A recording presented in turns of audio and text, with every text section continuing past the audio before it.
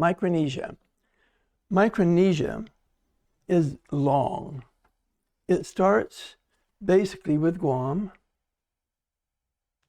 over here, and it just heads there, just heads across and heads east, and it goes a long ways.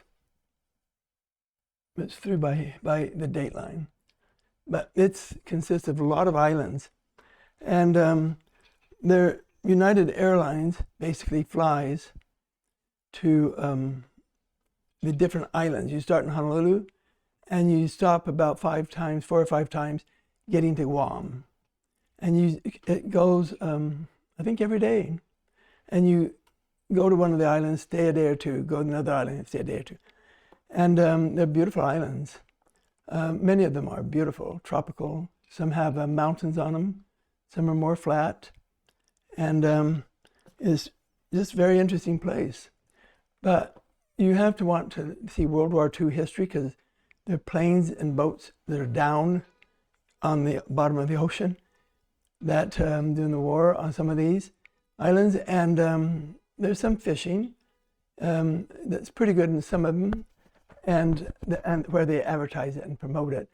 But they have great weather. The time to go there is our winter, November through, let's say, March. That's when it has less rain. The other times of the year, they can have monsoons, and it could be a mess. So, but it's almost basically a year-round vacation spot. Now, I'm going to have to read this because there's so many islands, and there are different things, and I don't want to screw up and say wrong. But Guam is technically Micronesia, but most people don't really consider that. It's just Guam, because Micronesia starts as you go toward Hawaii, mainly. Okay, it's divided into several groups, Micronesia is. One of them is the Federated States of Micronesia, and it consists of Chuuk, or Chuk, depending on what you want to call it, Kosrae, Pohnpei, and Yap. And they are mainly on the western side of it, and the huge chain. I told you where it went. I mean, it's huge. It takes you all day to fly from Honolulu over to Guam on the stopping. Have you been to all of those islands you just mentioned? I've been to all those islands. They all have airports then? They all have airports. Yeah, and you can go. Now, Yap is not in the on the flight that goes to Hawaii. You have to go down and sort of west to get to Yap from Guam. It's another way to go. And so that is the Federation of Micronesia. But they have the Marshall Islands. Now, the Marshall Islands are over in the same area, and you usually get to them by Guam or from Hawaii. And there are 2 of them. There is Kwajalein and Majuro. Now, I went to Kwajalein, but it's difficult to get to because it's really run by the U.S. government. They don't want you there as a tourist, but I was able to go there and spend literally one day, and get the flight out the next day, that you can go, because this is where the Japanese left to bomb Pearl Harbor. And that's why I wanted to go see it. And I highly recommend. I mean, it takes work to get there, and it's difficult, but you can probably do it. Do you need permission from the government to go? Yeah. I mean, a special visa or something different from a visa? Yeah, you need a written permission. From which government? U.S. Oh. See, these are all U.S. things. And then Majuro. It's very narrow and long, but Majuro is a really nice island. You can go fishing, scuba diving, all kinds of things in Majuro. Then we go to the Northern Mariana Islands. Now, these are over here. They're north of Guam. Let's find Guam again. They are, I want to make sure I get it for you right. There's Tinian, and there is Saipan, and there's Guam. Okay, they're what? Oh, well, they're north of Guam. Here's Guam, and here are those islands. There are 4 islands, mainly 3. There's Saipan and Tinian, and what's the other one? Let me read it here and make sure I get it right. There are Saipan, Rota, Pagan, and Tinian. And now,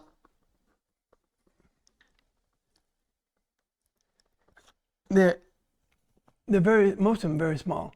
Saipan is in the northern part, and it's really quite sad. They'll take you out to this cliff, probably 2,000 feet high, and straight down to the ocean. And the war had technically ended in the Pacific, but they didn't make it down to Saipan. And so the Japanese there did not want to be captured because they knew it was going to end, but they didn't know. And so about all the Japanese soldiers on Saipan jumped off this cliff and committed suicide so they wouldn't have to be with Americans and acted like they failed. And so the Marianas include, I told you, Saipan, Rota, Pagan, and Tinian. Now, Palau is the western edge of Micronesia, and it has it's a beautiful island. I highly recommend going to it. It's just fabulous. It has, how do I explain it? It's wonderful diving and snorkeling.